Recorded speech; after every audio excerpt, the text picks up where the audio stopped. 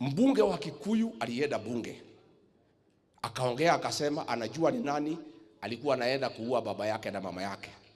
Mtu anataka kuua baba yako na mama yako, si unaenda police station? Huendi kuongea bunge? Ameandika statement ya huyo. Has it been reported in any OB book? Hao wabunge wote waliongea for 2 hours. Wakasema wanajua vile hii mambo ilipangwa. Have you recorded their statements?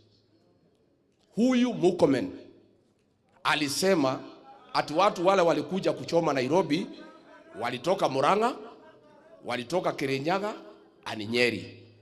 Kwani watu wetu wako na alama kwa uso ati akiwaona najua ni watu ya Nyandarua, ati ni watu ya Murang'a? Why haven't you recorded a statement from Murkomen to explain how did he know that these people are from Murang'a, from Kirinyaga, and from Nyeri? Number 3, anaenda anaokota vitambulisho 30. Hata watu wakienda kuiba, kuna mtu anaweza wacha kitambulisho yake? Tena vitambulisho 30 na yote ni mpya.